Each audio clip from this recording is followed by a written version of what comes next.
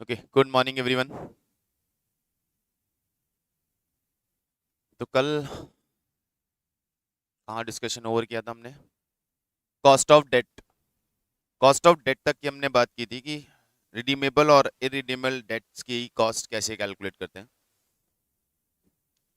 Next source of capital है हमारे पास प्रेफरेंस शेयर्स।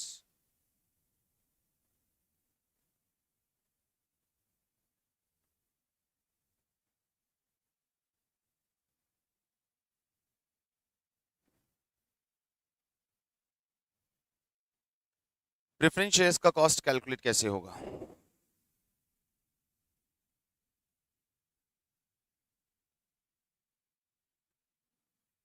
तो प्रेफरेंस शेयर की कॉस्ट को समझने के लिए पहले डिबेंचर और प्रेफरेंस शेयर के बीच का डिफरेंस समझते हैं। डिबेंचर और प्रेफरेंस शेयर में डिफरेंस क्या है?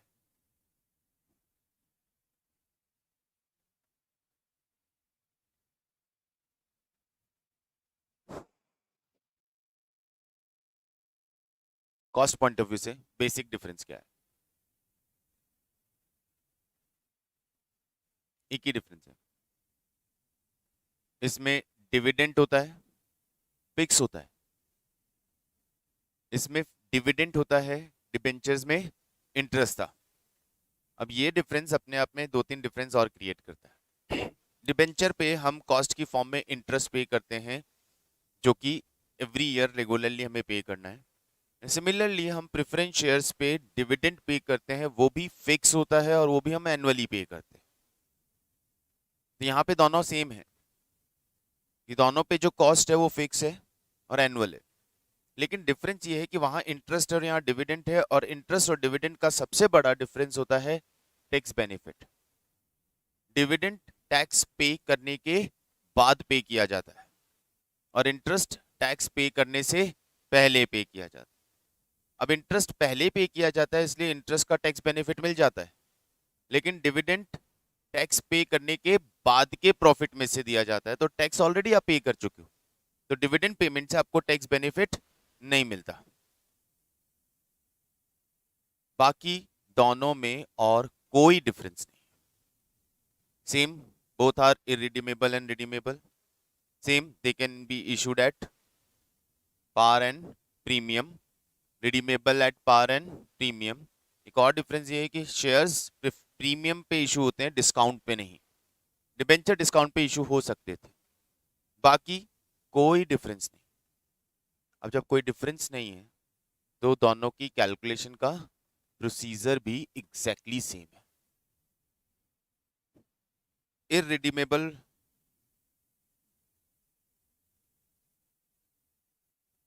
कॉस्ट ऑफ प्रेफरेंस शेयर की पी से डिनोट करेंगे उसको। फॉर्मूला डिबेंचर का फॉर्मूला क्या था? I upon N P into 100। तो यहां हो जाएगा D upon N P into 100। But यहाँ पे 1 - टी मल्टीप्लाई नहीं होगा, क्योंकि ये ऑलरेडी आफ्टर टैक्स है। ये ऑलरेडी आफ्टर टैक्स है, इसको आपको आफ्टर टैक्स में कन्वर्ट नहीं करना। डिबेंचर इंटरेस्ट बिफोर टैक्स था, तो हमने उसका टैक्स बेनिफिट लेने के लिए उसे आफ्टर टैक्स में कन्वर्ट किया था, यानी टैक्स माइनस किया था। लेकिन यहाँ टैक्स माइनस नहीं होगा, क्योंकि ये ऑलरेडी टैक्स पे करने के बाद आता है, इसका कोई टैक्स बेनिफिट हमें नहीं मिलता। रिडीमेबल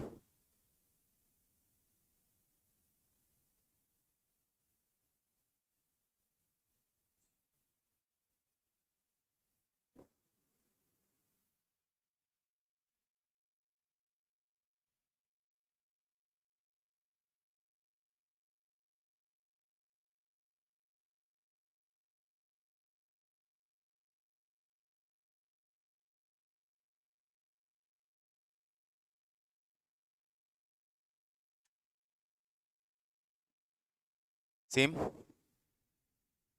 बस एक ही डिफरेंस था, वहां पे इंटरेस्ट, उस इंटरेस्ट की जगह यहाँ पे आ गया डिविडेंड। बाकी कोई चेंज नहीं। तो कंसेप्चुअली ध्यान क्या रखेंगे?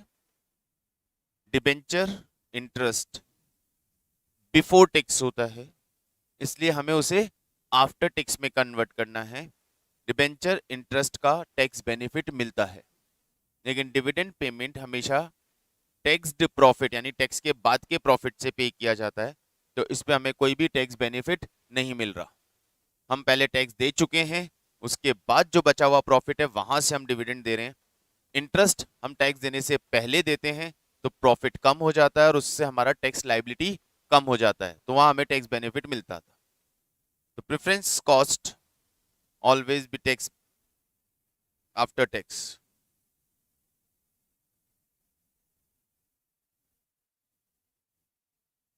नेक्स्ट कंपोनेंट हमारे पास है इक्विटी शेयर कैपिटल।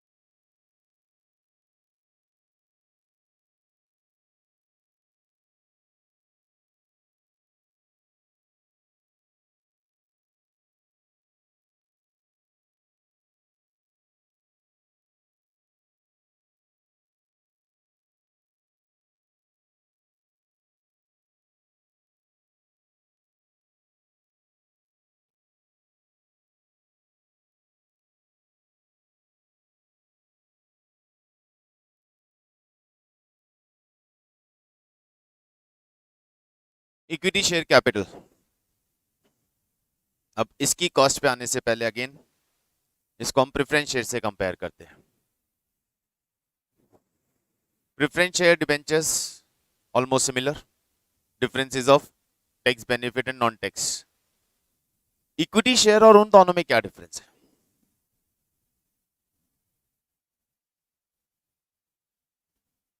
हाँ, हम शेयर्स की बात करें तो preference shares holder having preferential right for getting the dividend and as well as capital at the time of winding up, but that is accounting procedure.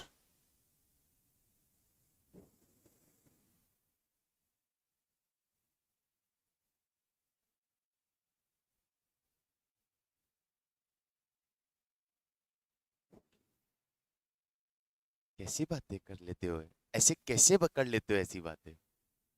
इतना talent कहाँ से लाए हो? अभी तो बात हुआ।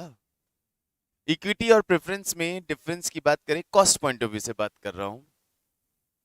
डिबेंचर पे इंटरेस्ट हर साल सेम, प्रेफरेंस पे भी डिविडेंड हर साल सेम।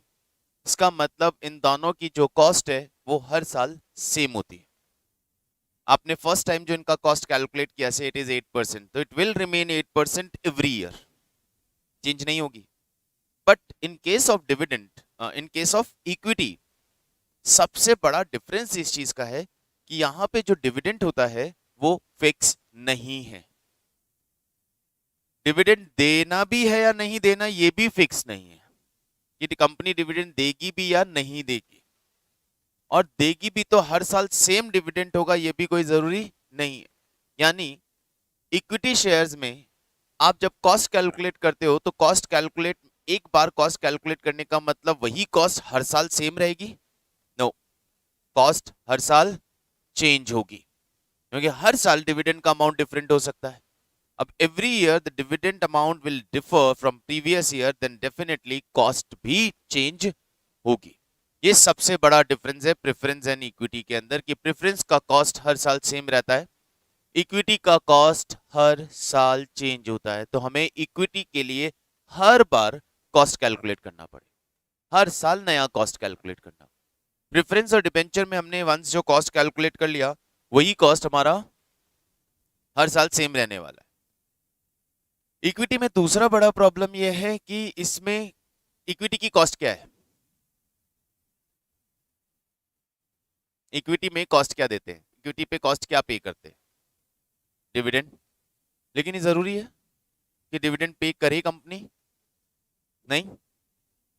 तो यदि कंपनी ने डिविडेंड पे नहीं किया तो क्या इक्विटी की कोई कॉस्ट नहीं है?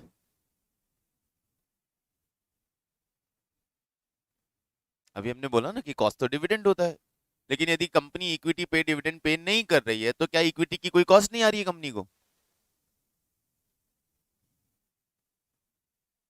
फ्री में मनी यूज कर रहे हैं हम शेयर होल्डर का।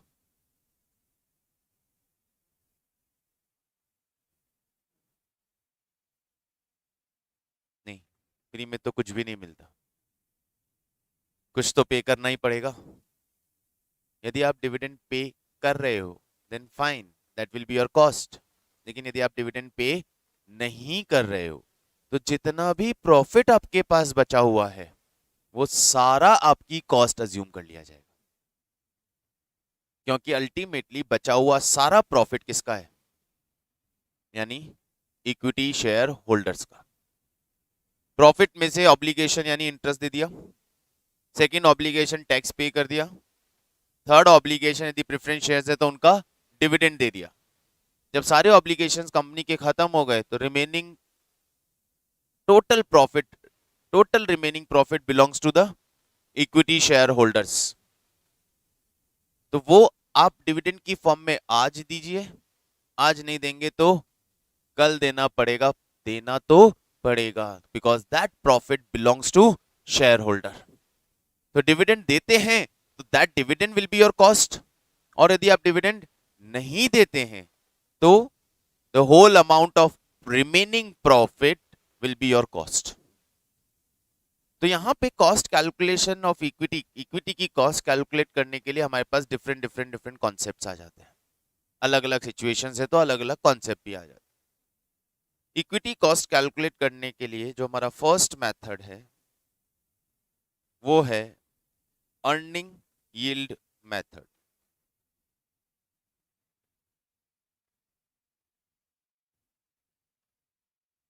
Earning yield method, earning yield method, जितना भी अर्निंग किया कंपनी ने वो ही उसकी कॉस्ट। सिंपल अजम्पशन, भैया जो भी प्रॉफिट बचाएगा आप, जो भी प्रॉफिट आपका बचा, that total profit belongs to the equity shareholder, और वही आपकी कॉस्ट ऑफ इक्विटी होगी। अपने ऑब्लिगेशंस पूरे करने के बाद जो प्रॉफिट बचा वही आपका कॉस्ट ऑफ इक्विटी होगा। Formula,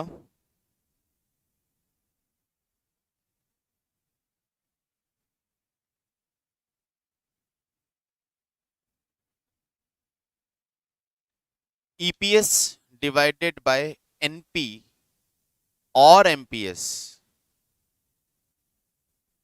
EPS divided by NP और MPS multiply by 100, where EPS stand for earning per share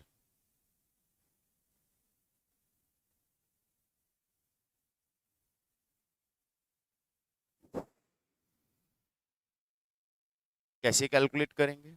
earning per share is just earning available for equity shareholder, the remaining earnings divided by number of equity shares.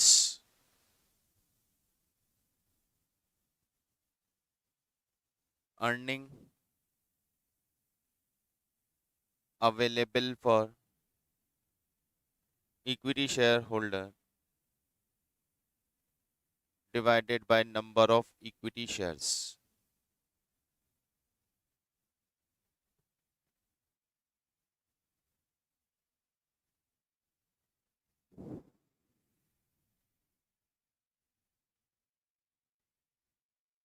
ये earning available for equity shareholder का क्या मतलब है?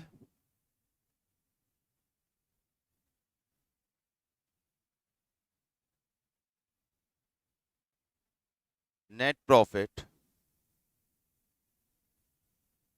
After tax minus preference share dividend. Net profit after tax minus preference share dividend.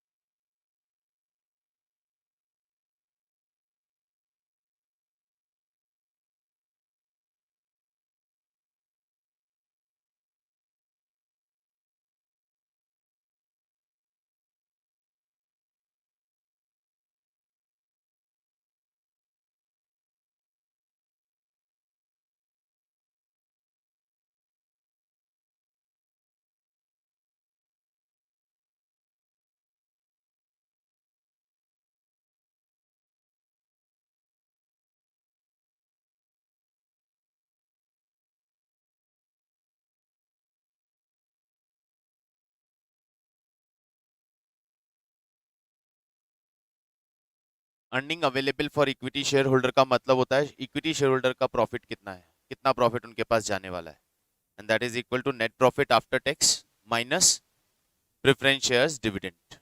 अब ये जो profit बचा वो सारा इक्विटी शेयर होल्डर का प्रॉफिट है, उसे नंबर ऑफ इक्विटी शेयर से डिवाइड कर देंगे तो पर शेयर कितना अर्निंग हुआ वो कैलकुलेट हो जाएगा. That is known as earning per share. NP का मतलब हमें पता है, net proceed, same as earlier. MPS market price, it is market price per share, it is market price per share. तो यार यहाँ पे फिर दो चीज क्यों लिखी है भाई? डिनोमिनेटर में एनपी भी लिख रहे हो, एमपीवीएस भी लिख रहे हो, क्या लेने का है? नेट प्रोसीड लेना है या एमपीएस लेना है? तो शेयर्स में मैंने आपको बताया कि हर साल वापस कॉस्ट कैलकुलेट करना पड़ता है. फर्स्ट टाइम जब शेयर इशू हुए नेट प्रोसीड तो एक ही बार आएगा ना. जिस साल शेयर इशू करोगे कैश तो उसी साल मिलेगी ना. उसके बाद हर साल और कैश तो नहीं मिलेगा ना, वापस कैश तो नहीं आएगा ना. तो फर्स्ट ईयर जब शेयर इशू हो रहे हैं, फर्स्ट टाइम जब शेयर इशू हो रहे हैं, then only net proceed will be there. Afterwards यदि आपको हर साल कैलकुलेट करना है कॉस्ट, तो आपके पास हर साल नेट प्रोसीड वापस नहीं आने वाला. तो फिर वहां हम क्या यूज करेंगे? वहां हम मार्केट प्राइस यूज करेंगे. तो इन केस ऑफ, लिख लीजिएगा, in case of new issue,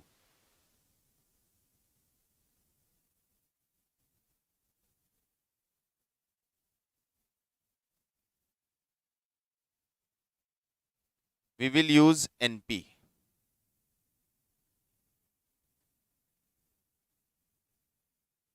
And in case of existing issue,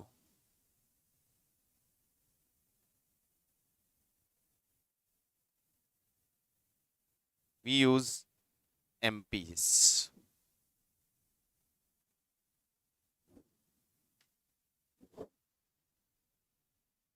new issue के केस में हम नेट प्रोसीड यूज करेंगे. जब कंपनी शेयर्स इशू करेगा उस साल कॉस्ट कैलकुलेट करने के लिए हम नेट प्रोसीड यूज करेंगे. देखिए लोन के केस में, डिबेंचर के केस में, प्रेफरेंस शेयर के केस में, जब शेयर्स या डिबेंचर्स या लोन्स लेते हैं तब कैश आती है, नेट प्रोसीड मिलती है, हम नेट प्रोसीड से कॉस्ट कैलकुलेट करते हैं और उसी कॉस्ट को एवरी ईयर सेम अज्यूम कर लेते हैं। बट इक्विटी शेयर्स में जब नेट प्रोसीड आएगी, शेयर्स इशू होंगे, तब हम कॉस्ट कैलकुलेट करेंगे, लेकिन वही कॉस्ट हर साल सेम नहीं होगी। तो अगले साल मुझे फिर कॉस्ट कैलकुलेट करनी है, उसके अगले साल फिर कॉस्ट कैलकुलेट करनी है। तो एनपी या नेट प्रोसीड बार बार नहीं आ रहा है, वो तो एक ही पहले ही साल आया था। तो सेकेंड ईयर में कॉस्ट किससे कैलकुलेट करोगे? मार्केट प्राइस के बेसिस पे। तो in first year of issue, in new issue, in case of issue, at the time of issue of shares, net proceed से कॉस्ट कैलकुलेट होगा, and afterward every year existing issue के case में market price use होगा। Is it clear?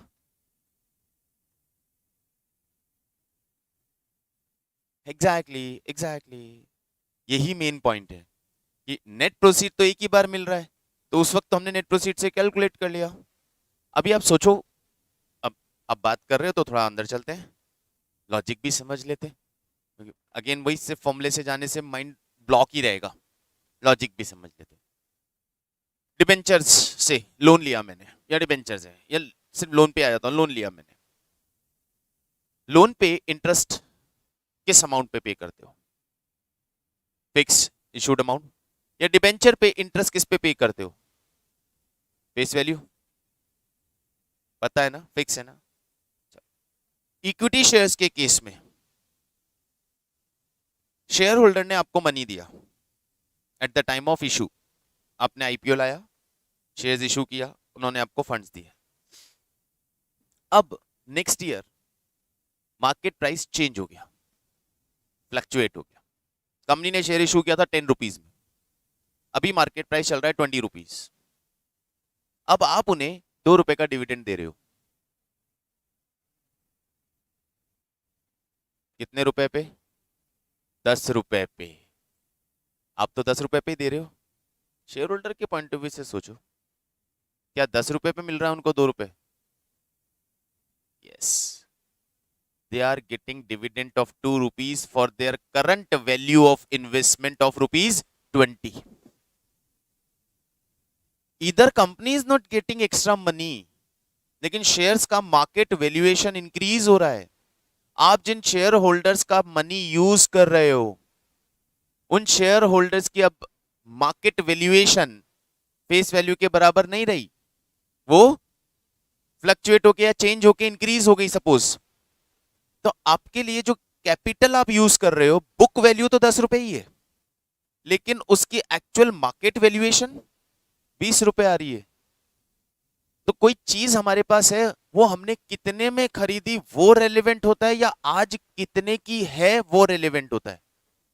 Accounting के लिए तो कितने में खरीदी वो रेलेवेंट होता है, लेकिन वैल्यूएशन पर्पस से आज कितने की है वो रेलेवेंट होता है। डिबेंचर्स की चेंज नहीं होगी, प्रेफरेंस शेयर्स की चेंज नहीं होगी, क्योंकि इंटरेस्ट या डिविडेंड जो भी देना है फेस वैल्यू पे देना है। रीपेमेंट करना है तो भी फेस वैल्यू का करना है। डिबेंचर की मार्केट वैल्यू 140 हो गई, तो आपको 140 रीपे करनी है? आपको तो 100 रीपे करनी है ना रिडम्पशन पे। रिडम्पशन टर्म तो पहले दे के आए हो आप। Company issues debenture of 100 rupees redeemable after 10 year at 10% premium. तो इट्स डिसाइडेड ना कि what amount you are suppose to repay, 110। अब मार्केट वैल्यू ऑफ डिबेंचर 140 चला गया तो आपको 140 पे करना पड़ेगा? नो, आपके रिडम्पशन के टाइम पे आपको उन्हें 110 ही देना है। लेकिन इक्विटी शेयर होल्डर के कॉन्टेक्स्ट में सोचिए कि इक्विटी शेयर कैपिटल 10 रुपए का शेयर इशू किया, अभी currently market value is 20 rupees, and company वांना buy back it.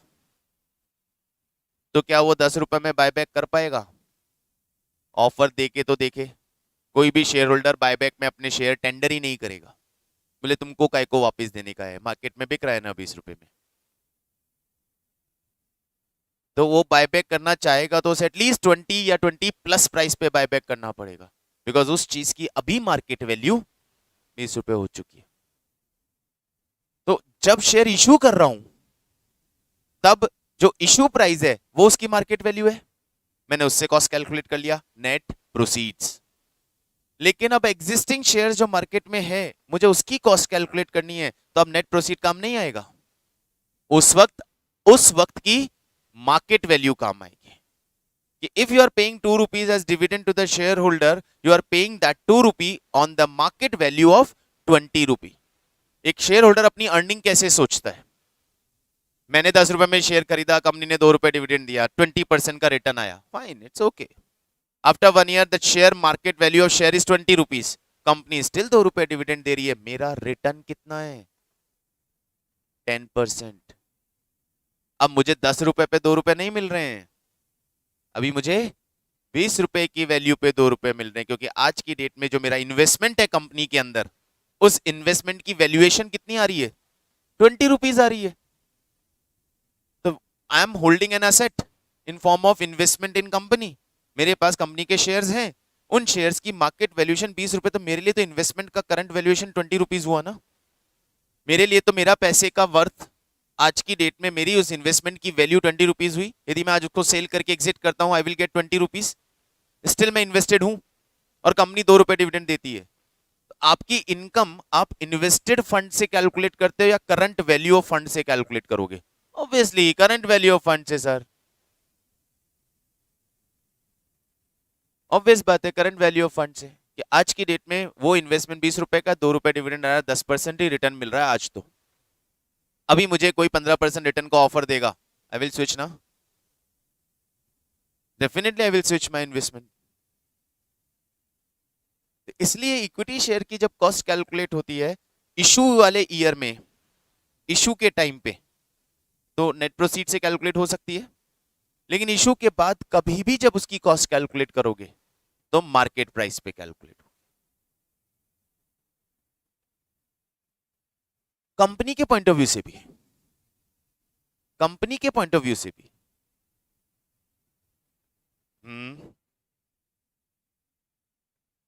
नहीं, कैलकुलेट 10 रुपए पे कर रहे हैं, कुछ भी कर रहे हैं, डिविडेंड, इक्विटी का डिविडेंड कभी भी फेस वैल्यू पे कैलकुलेट ही नहीं होता। इक्विटी का डिविडेंड टोटली डिपेंड करता है अवेलेबल प्रॉफिट्स पे, अवेलेबल अर्निंग्स, ईपीएस पे, अर्निंग पर शेयर कितना है। ये अर्निंग पर शेयर किसका है? Share holder. कंपनी का अर्निंग पर शेयर आ रहा है 5 रुपी, इसका मतलब कंपनी ने हर शेयर होल्डर के लिए कितने रुपए कमाए हैं? 5 कमाए। अब वो शेयर 10 का था, 20 का था, 100 का था, 200 का था, उससे फर्क ही नहीं पड़ता। यदि मुझे डिविडेंड देना है तो उस 5 रुपए जो कमाए हैं उसी में से दूंगा, या वो 5 रुपए पूरा किसके हैं? शेयर होल्डर के। मान लो मैं डिविडेंड नहीं देता, पूरे 5 रुपी होल्ड कर लेता हूं, रिटेन अर्निंग में डाल देता हूं, नेक्स्ट ईयर क्या होगा? भाई नेक्स्ट ईयर उसी वक्त कंपनी के शेयर की मार्केट वैल्यू बढ़ जाएगी। शेयर होल्डर ने आपको 10 रुपए दिए थे, आपने उससे 5 रुपए कमाए, वो उन्हें वापस नहीं दिए, तब उनकी मार्केट वैल्यू कितनी हो जानी चाहिए? 15। सर 10 तो आपको पहले दिए थे, 5 आपने हमारे पैसे से कमाए, वो हमें नहीं दिए, आप ही ने रखे हैं, तो एक तरह से हमने आपको 15 रुपए दे रखे हैं। अब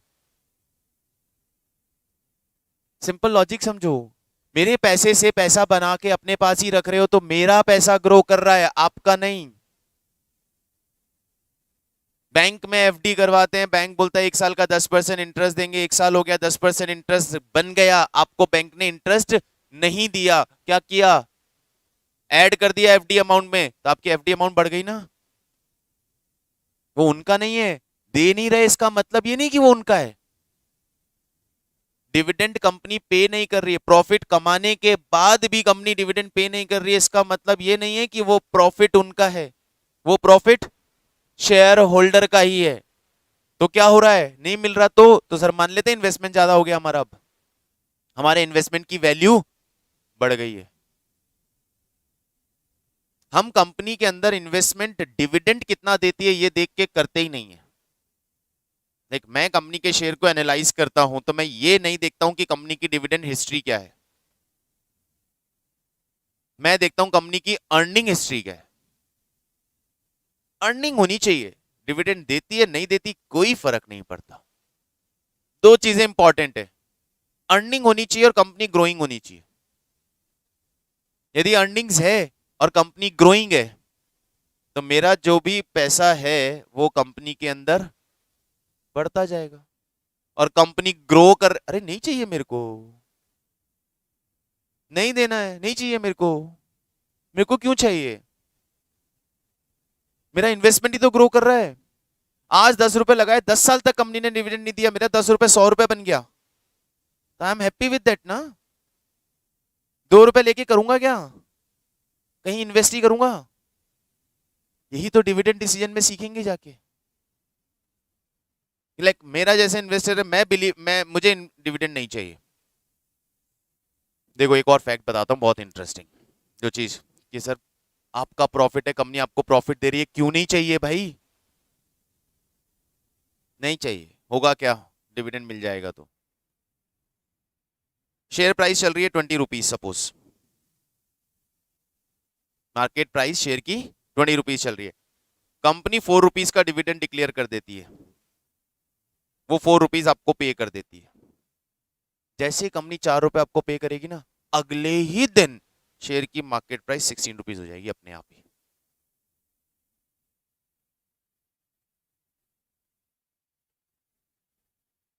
अगले ही दिन शेयर की मार्केट प्राइस 16 रुपीज हो जाएगी ऑटोमेटिकली।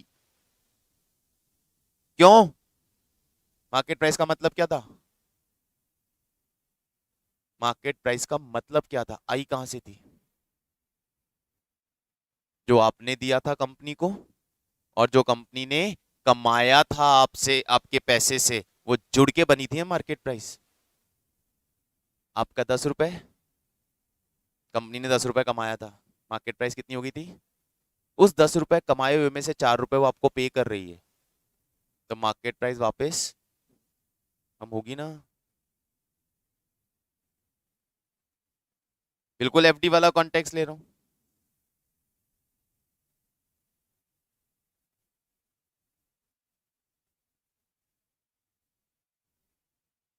सीधा सा कॉन्सेप्ट और बोलता हूँ, 1 लाख रुपए का एफडी करवाया मैंने,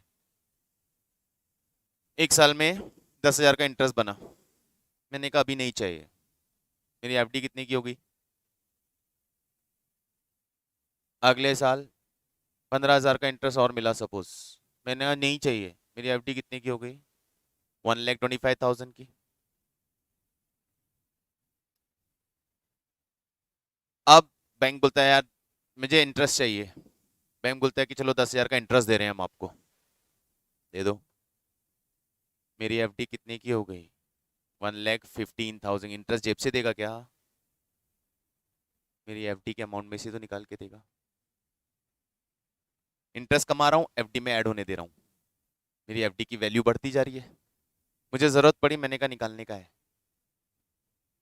कहां से निकलेगा, आप ही के पैसे में से निकल के जाएगा भाई, आप ही के पैसे में से निकल के जाएगा।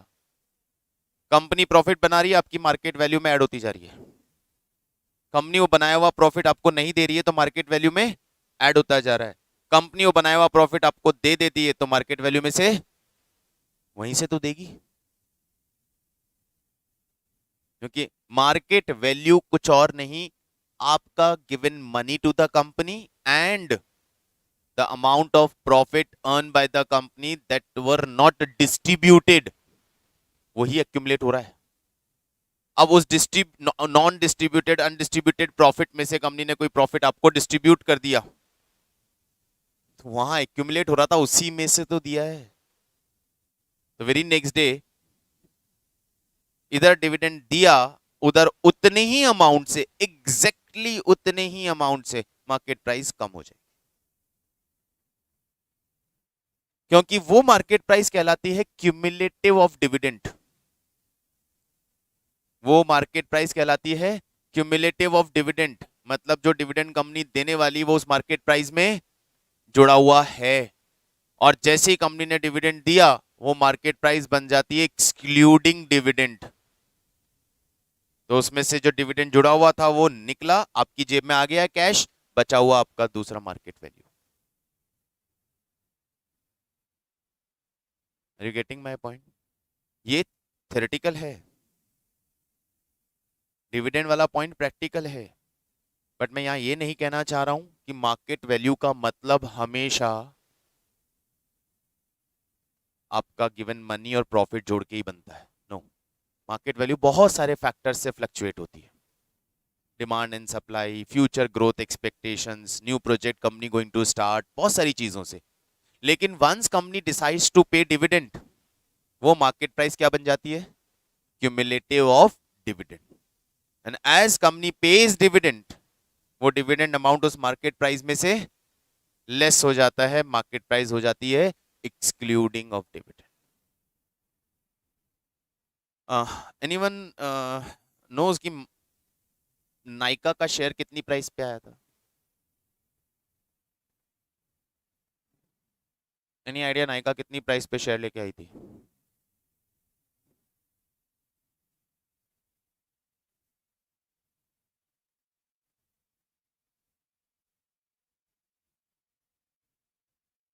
आईपीओ प्राइस कितना? 393। 400 रुपए राउंड फिगर ले ले। इंक्रीज होके नियर अबाउट 600-700 रुपए चला गया था। नहीं, नो आइडिया। नहीं आइडिया तो कहां से होगा?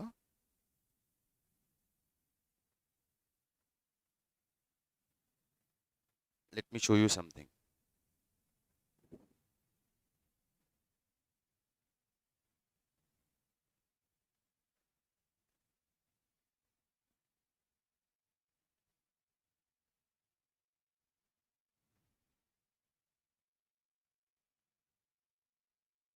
स्पेलिंग क्या है यार?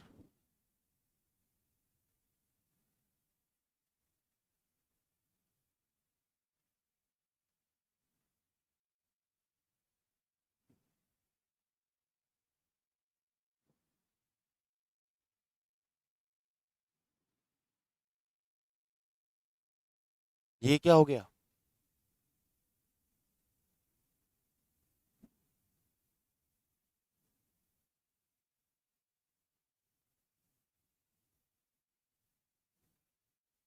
52 वीक हाई। 26 नवंबर को नाइका का शेयर कितने का था? 429। 429। 26 नवंबर को, एक साल पहले, 21। आज 26 नवंबर ही है।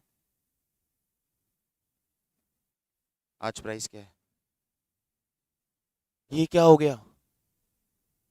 इतना नीचे गिर गया मार्केट वैल्यूएशन, इतना?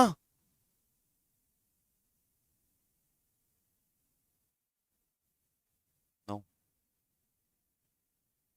नायका ने दिया है 5:1 का बोनस। नायका ने दिया है बोनस। कॉर्पोरेट एक्शन दिखाता हूं आपको नायका का और फिर फैक्ट बता दो। आई थिंक बोनस दिया है या स्प्लिट हुआ है, एक सेकेंड।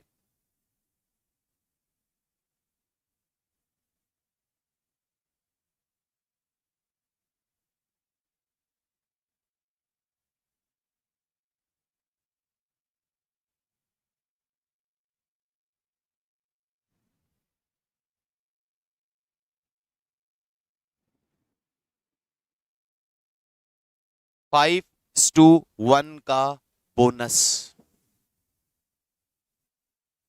बोनस शेयर सुने? कंपनी एग्जिस्टिंग शेयर होल्डर को free of cost extra shares देती है, बोनस शेयर्स कहलाते हैं। बुलशिट। फ्री में कुछ नहीं मिलता। यहाँ कंपनी ने 5:1 का बोनस दिया है, मतलब हर एक शेयर के होल्डर को 5 शेयर्स फ्री में दिए हैं अपनी कंपनी के। तो हर शेयर होल्डर के पास कितने शेयर्स हो गए? 6। जिसके पास भी एक शेयर था उसके पास अब कितने शेयर्स हो गए? 6।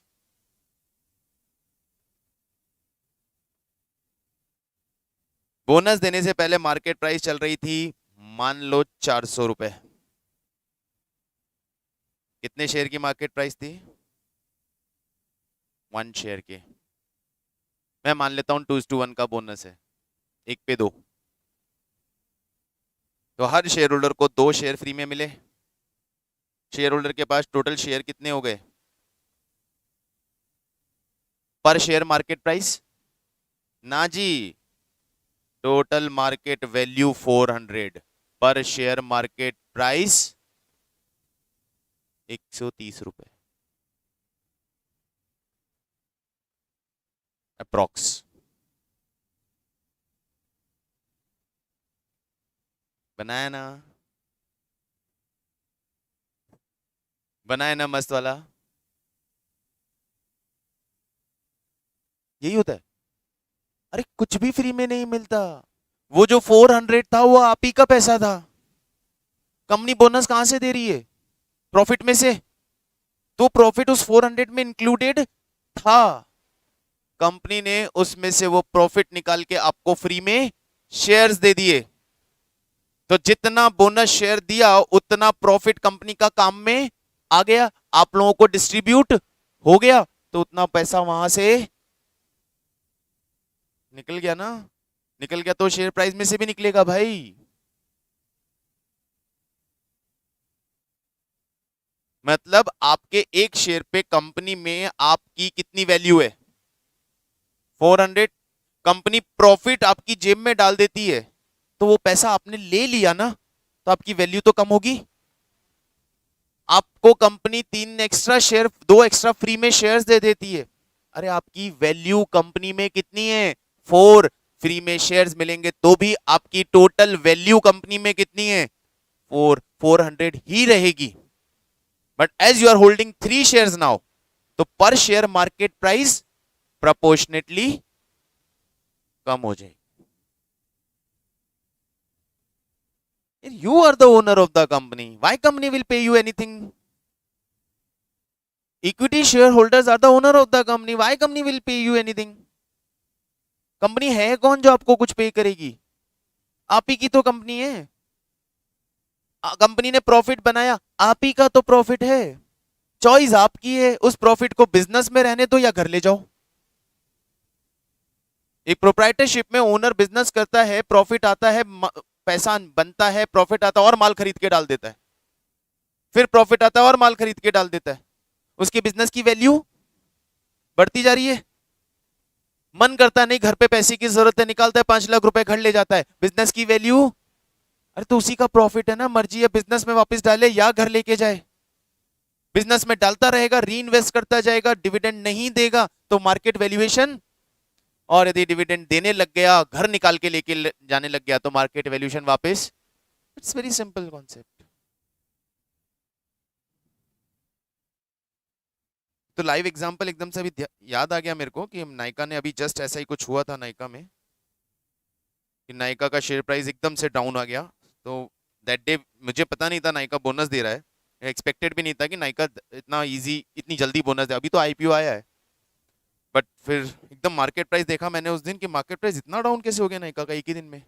देन तो ऑब्वियसली दिख रहा है कि कॉर्पोरेट एक्शन है कुछ ना कुछ, क्योंकि एक दिन में इतना फॉल तो आ नहीं सकता। तो चेक किया तो बोनस आ रहा है नायका में, 11 नवंबर को ही दिया है बोनस, अभी 11 नवंबर को बोनस दिया। ओके, इसलिए मार्केट प्राइस में इतना फॉल आया। तो फॉल नहीं है, ये क्या है? एडजस्टमेंट है मार्केट प्राइस का। पहले जो मार्केट प्राइस थी वो 1 शेयर की मार्केट प्राइस थी, 2 बोनस शेयर आने की वजह से अब जो मार्केट प्राइस है वो 3 शेयर की मार्केट प्राइस है। तो एक भी नहीं है, एक भी नहीं है। एक शायद बीके कॉल है।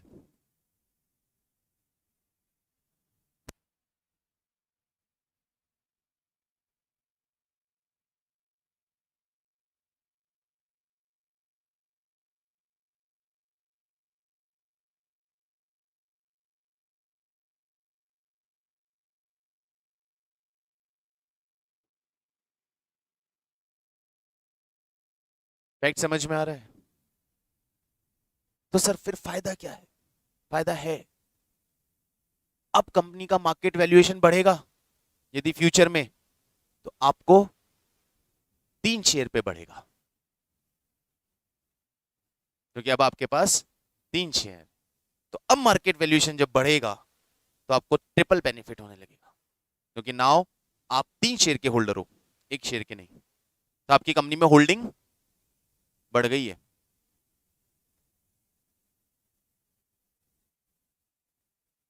होल्ड करोगे तो, सेल करोगे तो बेनिफिट हाथ में है, नहीं बोला paper money. Market price of the share is just a paper money. दिख रहा है आज 176,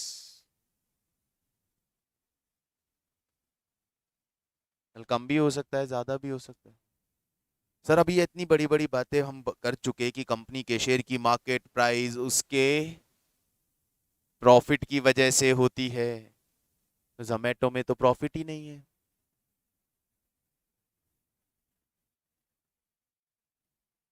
जोमेटो में तो प्रॉफिट ही नहीं है, तो उसकी मार्केट प्राइस किस वजह से नहीं है? जोमेटो की मार्केट प्राइस देखो, सेबी में कुछ तो बड़ा होगा ना। नहीं चलना बाबा।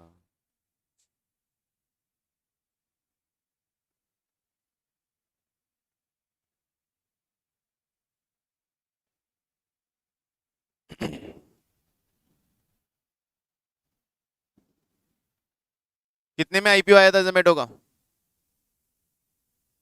75।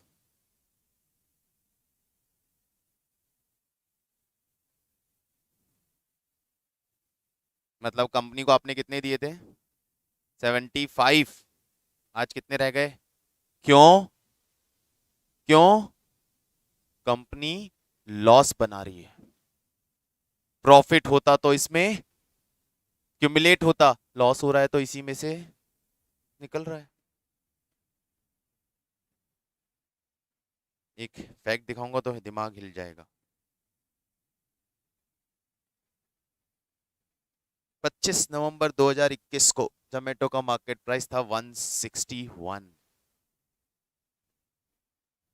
और 27 जुलाई 2022 को मार्केट प्राइस था 40 rupees. Just in 8 month, 8 month में मार्केट प्राइस 161 से 41। ये स्टॉक मार्केट से कनेक्ट करोगे, कंपनी से जब कनेक्ट करने लगोगे ना, तो ये बबल्स पता चलेंगे, ये चीज पता चलेंगे हो क्या था, ये हो क्या रहा था यार। One of my friend by the Zomato share, he got it 75 rupees में, उसको नियर अबाउट 80 शेयर्स मिला था, तो उसने 160 150 का प्राइस हो गया, मैंने कहा बेच डाल, जोमेटो की औकात नहीं है। अरे कंपनी इज इन लॉस, मतलब क्या मजाक है क्या? यदि आपको कंपनी शेयर्स आईपीओ दे रही है, शेयर्स इशू कर रही है, तो नेटवर्थ के बेसिस पे शेयर की प्राइसिंग होती है, फ्यूचर ग्रोथ की वजह से शेयर की प्राइसिंग होती है, कंपनी की प्रॉफिटेबिलिटी की वजह से शेयर की प्राइसिंग होती है। शेयर प्राइसिंग 75 निकाली यदि कंपनी ने, और प्राइस इंक्रीज होके 150 चली गई, ऐसा क्या हो गया कंपनी की वैल्यूएशन की डबल हो गई? क्या कंपनी ने कर दिया, क्या कंपनी करने वाली है कि वैल्यूएशन डबल हो गई? कंपनी के ऑफिस के नीचे खुदाई में सोना तो नहीं निकल गया? शेयर वैल्यूएशन डबल हो गई यार। मैंने बोला बेच डाल, उसने आधा बेच दिया, बोले अभी आधा जो पड़ा है वो फ्री का है। हाँ, ये बात भी सही है। बोले मुझे किसी ने बोला 300 हो जाएगा, ना मुझे तो किसी ने बोला 1000 भी हो जाएगा, और नहीं हुआ तो उससे मांगने जाऊंगा?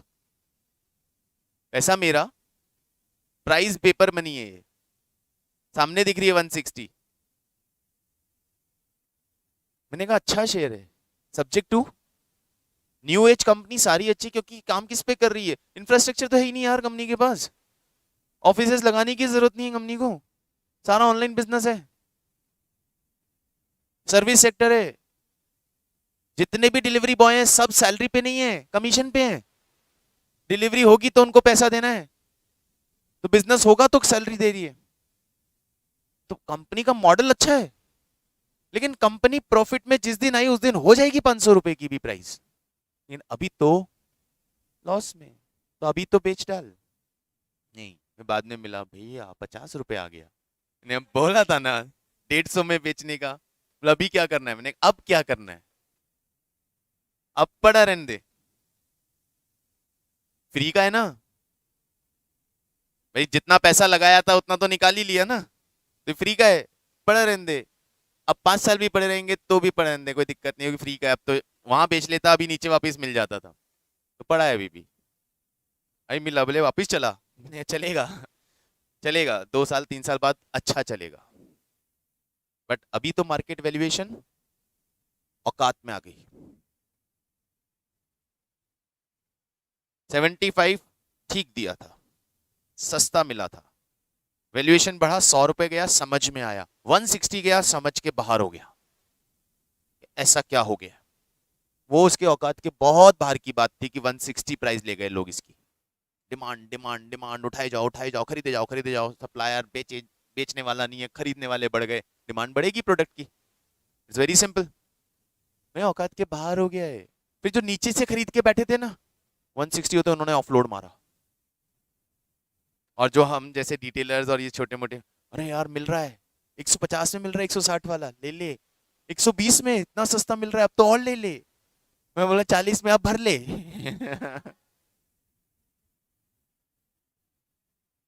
फिर सब कहने लगे नहीं अब तो लेना ही नहीं है, हो तो बेच दो। पागल है क्या, जब 150 था तब नहीं बेचा, अभी 40 में बोल रहे बेच दो। अभी तो खरीद के रखने का टाइम है, अब तो पेनीज में मिल रहा है यार।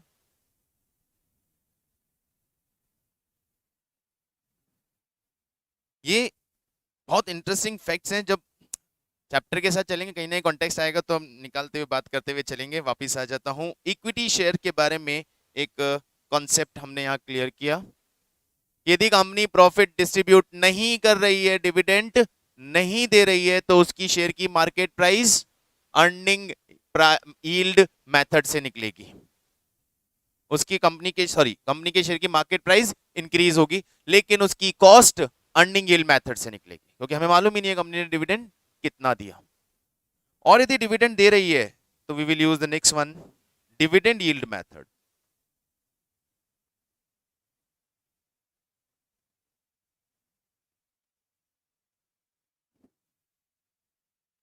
देन हम दूसरा मेथड यूज करेंगे, dividend yield method, DPS upon वही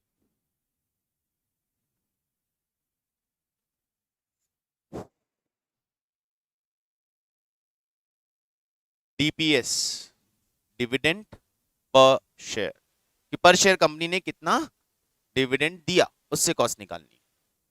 इट्स वेरी सिंपल। अच्छा, डिविडेंड पर शेयर कितना दिया ये पता कैसे चलता है?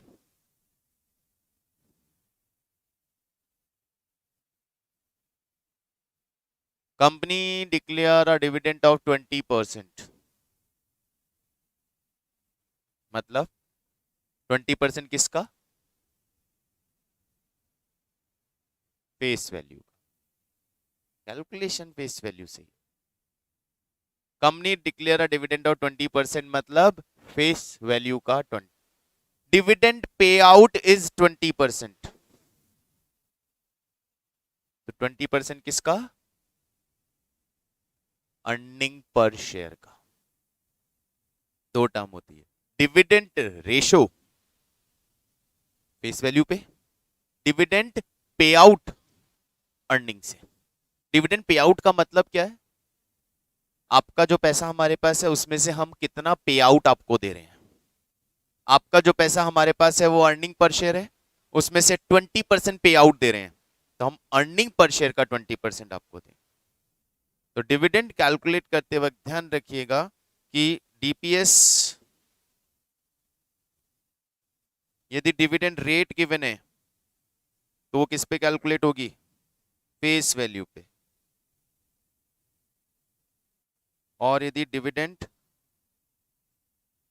पे आउट रेट, पे आउट गिवन है, तो वो कैलकुलेट होगी ईपीएस पे। बहुत बारीक बारीक छोटी छोटी सी चीजें हैं, लेकिन आंसर पूरा रॉन्ग कर देती है। डिविडेंड रेशो, डिविडेंड परसेंट, मतलब फेस वैल्यू का कितना परसेंट डिविडेंड दे रहे हो। नॉर्मली कंपनी डिविडेंड का रेट या परसेंटेज नहीं बताती, नॉर्मली कंपनी बताती है अमाउंट सीधा। Company is giving declare a dividend of 5 रुपी पर शेयर, कम है ना, 500% है। ये कंपनी के शेयर का फेस वैल्यू 1 रुपी है, लेकिन कंपनी के शेयर की मार्केट प्राइस 500 रुपए है, मेरी जेब में तो 1% आ रहा है। Company giving a dividend of 500% and I am earning 1%, क्योंकि कंपनी का जो डिविडेंड रेट है वो फेस वैल्यू से कैलकुलेट हुआ है, मैंने अपनी अर्निंग मार्केट वैल्यू से कैलकुलेट की। बहुत अजीब अजीब सी चीजें हैं, बट एनीवेज हमारी कैलकुलेशन पॉइंट ऑफ व्यू से इंपॉर्टेंट नहीं है। डिविडेंड रेट गिवन है, फेस वैल्यू पे निकालने का है। डिविडेंड पे आउट गिवन है, अर्निंग पर शेयर पे निकालना है। ये मेथड भी सिंपल है, क्लियर है।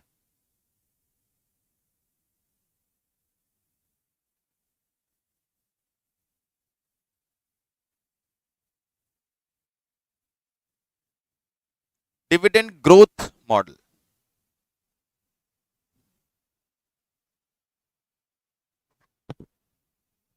डिविडेंड ग्रोथ मेथड या dividend growth model.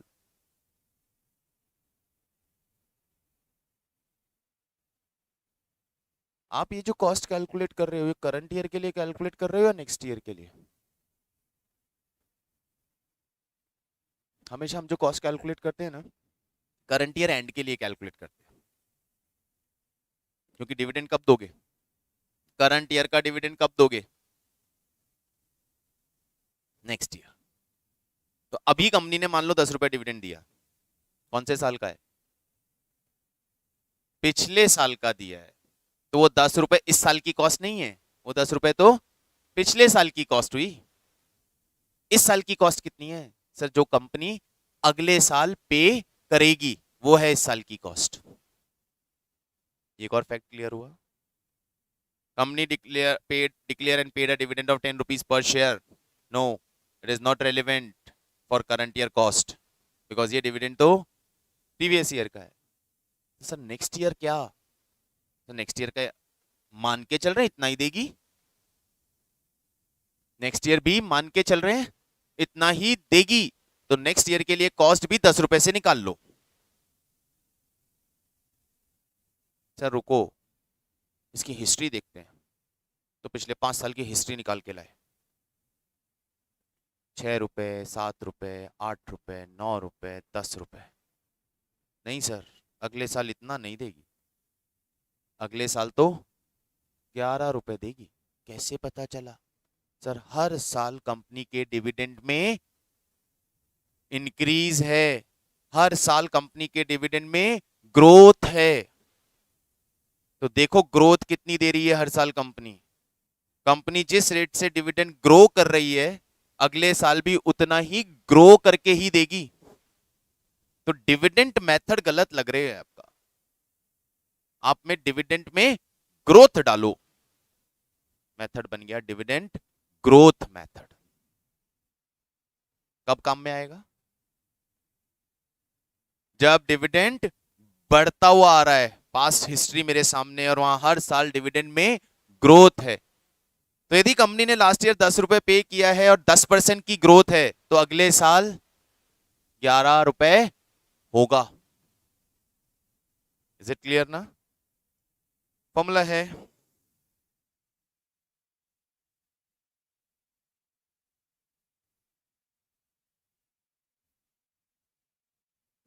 D1/P0 multiply by 100 plus G।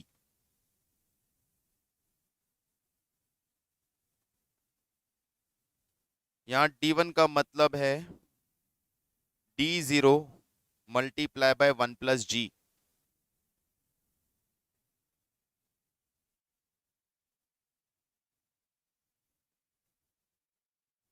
जिसमें D1 जिसमें D0 है dividend of previous year paid in current year. ये वो प्रीवियस ईयर डिविडेंड है जो कंपनी ने करंट ईयर में पे किया। ये नहीं चाहिए, हमें ये चाहिए कि नेक्स्ट ईयर कितना पे करेगी। तो इसमें क्या ऐड कर दूंगा? ग्रोथ। वो बन जाएगा expected dividend of current year to be paid in next year.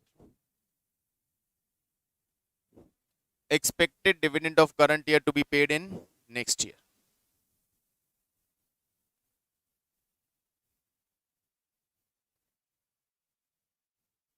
Clear? Question में लैंग्वेज पढ़ना. Dividend per share expected to be paid ₹10. क्या गिवन है? D1. D1 गिवन है, वही चाहिए था. तो हम D1 से काम ले लें. फॉर्मूले में D1 है, डायरेक्टली D1 गिवन है, हो गया मेरा काम. D1 गिवन नहीं है तो मुझे D1 उसमें D0 गिवन होगा आपको. फिर तो D0 से D1 निकालना पड़ेगा. G क्या है फिर? ग्रोथ रेट इन डिविडेंड, कि हर साल कितना ग्रो कर रहा है. सर गिवन होगा, हो सकता है, नहीं भी हो सकता है. नहीं होगा तो आपको ऑब्जर्व करके लाना पड़ेगा कि उसके पास, आपके पास पिछले 4-5 साल के डिविडेंड की हिस्ट्री गिवन होगी. वहां से चेक करके लाओगे कि ग्रोथ है या नहीं, और है तो कितना. P0 current market price, MPS भी बोल सकते हो इसको.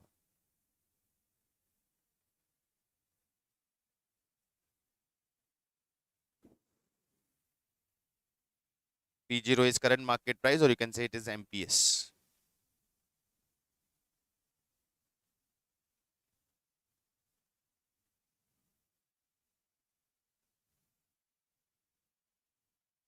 क्लियर? कोई डाउट?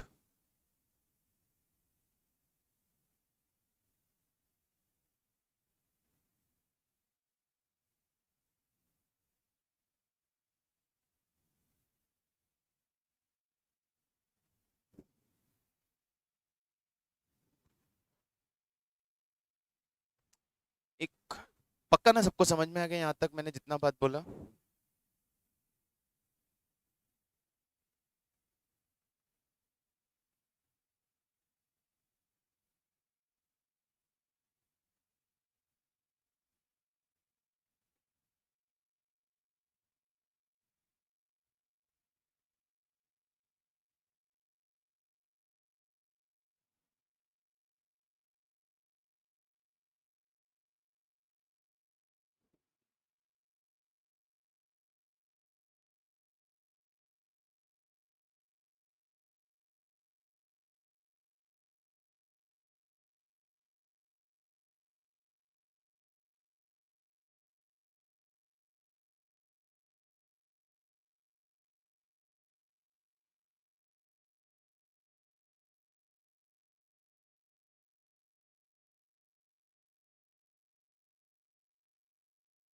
सोचो, बोलो.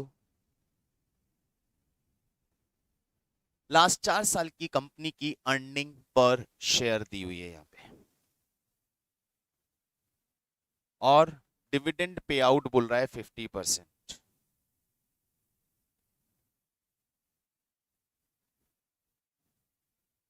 ऑब्जर्व करते हैं. डिविडेंड पे आउट का मतलब ईपीएस का 50% डिविडेंड देती है कंपनी. अभी बोला था ना मैंने, डिविडेंड रेट होता है तो फेस वैल्यू पे निकलता है, और डिविडेंड पे आउट होता है तो ईपीएस पे निकलता है. तो इस साल 10 रुपए का ईपीएस था, डिविडेंड कितना दिया होगा कंपनी ने? 50%, यानी 5 रुपए. इस साल 12 रुपए का ईपीएस आया तो कंपनी ने डिविडेंड दिया होगा 6 रुपए. इस साल 14 रुपए 50 पैसे का ईपीएस आया तो कंपनी ने डिविडेंड दिया होगा 7.25 रुपए. पक्का ना?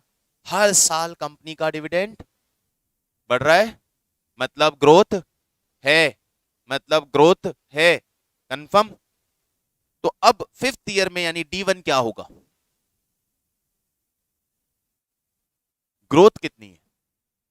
तो यहां ईपीएस पे फिक्स डिविडेंड पे आउट है ना, ईपीएस की ग्रोथ देखो कितनी है. जितना ईपीएस आएगा अगले साल उस पे 50% डिविडेंड होगा। तो यहां पे डिविडेंड की ग्रोथ मैटर नहीं करती, ग्रोथ किसकी मैटर कर रही है? ईपीएस की। क्योंकि ईपीएस जितनी आएगी कंपनी उसका 50% डिविडेंड देगी। ईपीएस यहां से यहां कितना इंक्रीज हुआ? 2 रुपए, मतलब 20%। 10 रुपए पे 2 रुपए मतलब 20%। यहां से यहां कितना इंक्रीज हुआ? 2.5। 2.5 कितने रुपए पे? 12 रुपए पे। Again approximately 20%। चेक करके देखो, 2.5 डिवाइडेड बाय 12 इंटू 100, या परसेंटेज दबा के 2.5 डिवाइडेड बाय 12%, 20 और अप्रोक्स 20%। यहां से यहां कितना इंक्रीज हुआ? 3 रुपीज। कितने पे? 14.5 पे। रेट निकाल के देखो, 3 रुपी ऑन 14.5, नियर बाय 20%। यहाँ 2 रुपए इंक्रीज हुआ 10 रुपए पे, यहाँ 2 रुपए 50 पैसे इंक्रीज हुआ 12 रुपए पे, यहाँ 3 रुपए इंक्रीज हुआ 14 रुपी पे। ये भी नियर बाय कितना आ रहा है? तो we can see the growth is of approximately 20%। तो अगले साल ईपीएस कितनी होगी? इसमें क्या ऐड हो जाएगा? 20%। 17.5 प्लस 20%, यानी अगले साल ईपीएस अप्रोक्सीमेटली कितनी आएगी? 21, जिसपे 50% यानी 10 रुपए 50, 10.5 का कंपनी डिविडेंड पे करेगी। आ गया D1।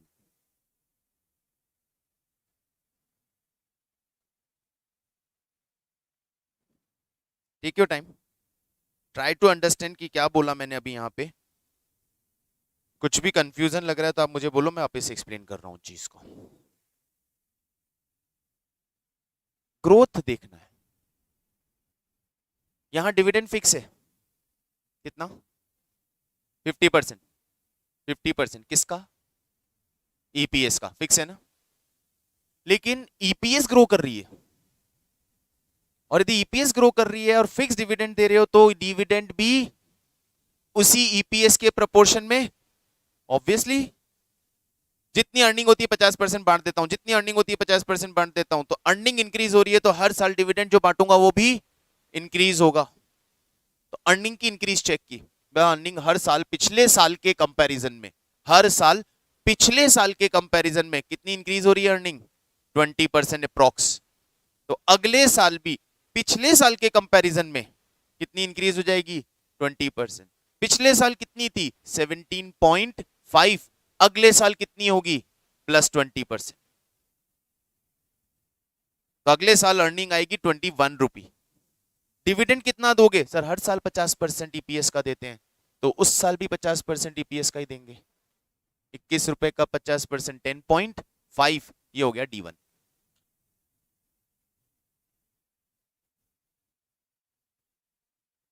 लॉजिक क्लियर हुआ बेटा? मैं फिर वही बोल रहा हूं, थोड़ा सा आपको एग्जॉस्टिक लग सकता है, लेकिन फॉर्मूले पे इजी लगते हैं चैप्टर्स, बहुत इजी लगते हैं।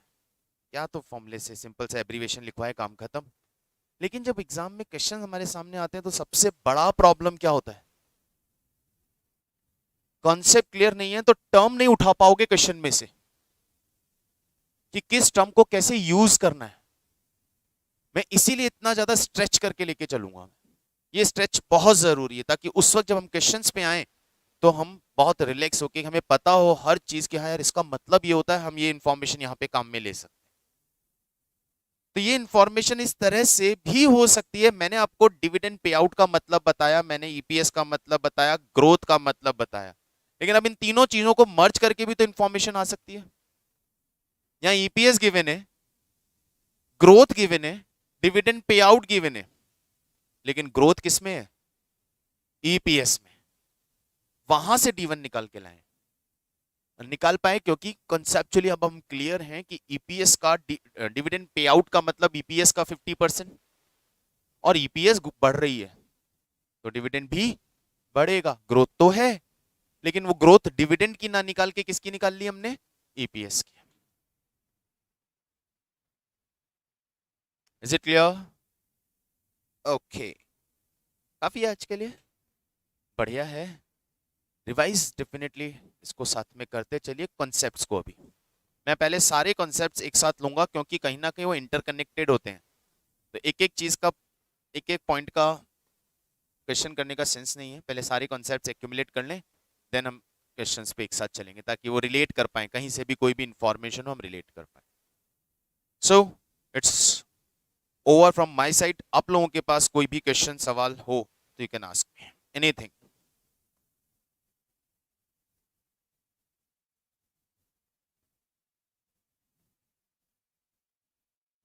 इंटरेस्ट तो बेटा टैक्स के पहले ही माइनस हो गया होगा। जब मैं नेट प्रॉफिट आफ्टर टैक्स बोलता हूं तो इट्स इंप्लाइड कि इंटरेस्ट तो ऑलरेडी माइनस हो चुका होगा। जब आप कोई टर्म बोलते हो डिस्ट्रीब्यूशन में, प्रॉफिट डिस्ट्रीब्यूशन के प्रोसेस में कोई टर्म यूज करते हो, उसका मतलब उसके पहले की हर चीज हो चुकी है। यदि मैं आपको बोलता हूं नेट इनकम, मतलब प्रेफरेंस शेयर का डिविडेंड भी जा चुका है। नेट प्रॉफिट बिफोर टैक्स, यहां इंटरेस्ट जा चुका है। बिफोर टैक्स इंटरेस्ट जा चुका है, सिर्फ टैक्स के जस्ट पहले का प्रॉफिट दिया हुआ है। मैं आपको बोलता हूं net profit before tax and interest, तो अभी पहले इंटरेस्ट माइनस होगा फिर टैक्स माइनस होगा। तो वो टर्म वहां आने का मतलब होता है ये एक सॉरी ये एक इनकम स्टेटमेंट है। ये आप सभी के लिए माइंड में बिल्कुल एग्जैक्टली इसी तरह से सेट करके रखिएगा। Earning before interest and tax सबसे पहले इसमें से जाएगा, फिर आएगा अर्निंग बिफोर टैक्स, इसमें से जाएगा, ये आएगा अर्निंग आफ्टर टैक्स, इसमें से जाएगा, ये आएगा एनआई जिसे हम नेट इनकम या earning available for equity share holder बोलते हैं। यदि कंपनी ने इक्विटी शेयर्स पे डिविडेंड दिया है तो इसमें से जाएगा इक्विटी शेयर का डिविडेंड, बचा हुआ कहलाएगा रिटेन अर्निंग्स।